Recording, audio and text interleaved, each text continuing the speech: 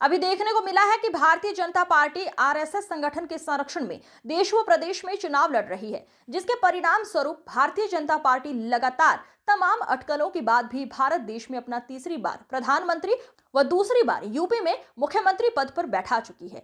अगर हम बात देश व प्रदेश में सरकार बनाने और बदलने वाले चुनावों की करें तो प्रदेश में भाजपा की तर्ज पर समाजवादी पार्टी भी आगामी 2027 में होने वाले विधानसभा चुनाव की तैयारी में जुट चुकी है, जिसके लिए सपा के राष्ट्रीय अध्यक्ष अखिलेश यादव के निर्देशन में प्रदेश के सभी जनपदों सपा के कार्यकर्ता एवं पदाधिकारी गांव-गांव door to door Samajwadi Party की जनहित में नीतियों को लेकर उन जगह जहां समाजवादी पार्टी की सीट कमजोर है वहां मतदाताओं के बीच पहुंच रहे और मतदाताओं को नीतियों को समझाकर समाजवादी पार्टी के हित में मतदान करने की अपील भी करना शुरू कर दिए हैं। ऐसा जनपद मैनपुरी के कई गांव में देखने को मिला, जहां सपा के पूर्व विधायक मानिक चंद यादव मैनपुरी विधायक के एक गांव में समाजवादी पार्टी की नीतियों को लेकर पहुंचे, जहां उनका भव्य स्वागत किया गया।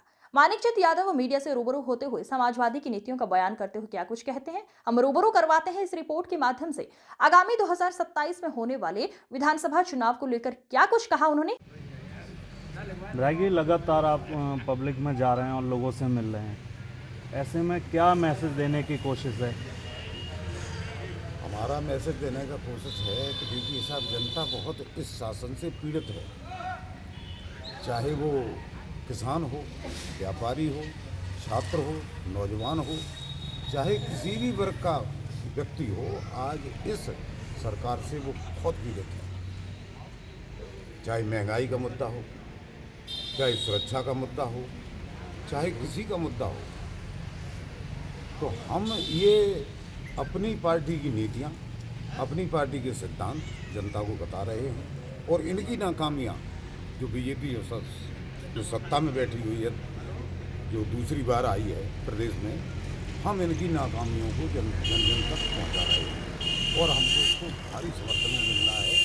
और निश्चित है कि 27 में आने वाले चुनाव में 100% नहीं, मैं 2000% की आपको गारंटी देता हूँ कि यही मैनपुरी की जनता इस सीट को जो हम हार गए थे वो पुनः अखिलेश जी के कदमों में रखेगी। जिस तरीके से आप मेहनत कर रहे हैं, आपकी मेहनत को देखकर अगर पार्टी आपको चुनाव लड़ाती है तो आप चुनाव लड़ने के लिए तैयार हैं? नहीं, पार्टी अगर चुनाव लड़ाएगी, पार्टी का आदेश होगा। भाई हमारा नेतृत्व है, जब नेतृत्व की ही हम नहीं मानेंगे तो हमारा काहे का नेतृत्व को तो हमें स्वीकार करना पड़ेगा।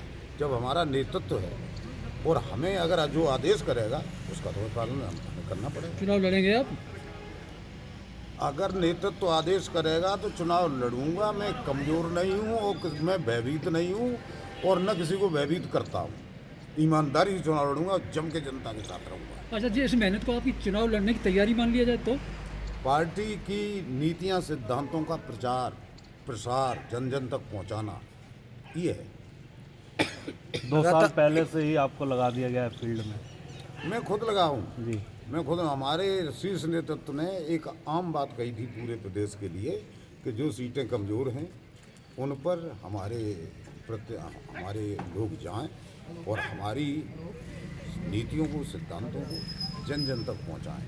तो मैं उनका जो उन्होंने कहा है उस आदेश का पालन कर। आप ईमानदारी की बात कर रहे हैं सर, और लगातार ईवीएम पर जो ना सब सवाल उठ रहे हैं, तो कैसे ईमानदारी से आप निकल पाएंगे? ईवीएम पर तो सवाल उठे हैं, उठते रहेंगे और सच्चाई ये है कि ईवीएम को ख़त्म कर देना चाहिए चुनाव आयोग को। लंबे समय के बाद सक्रिय हुए हैं मैनपुरी विधानसभा में दोबारा। देखिए साहब, मनुष्य परिस्थितियों का दास होता है।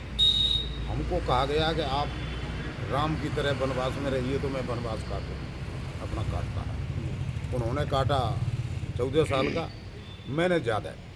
ठीक। अब हमें ये लगा कि हमारी पार्टी चाह रही है कि आपको सिंहासन दें, पार्टी के काम में हाथ बटाना चाहिए, तो मैं आ गया।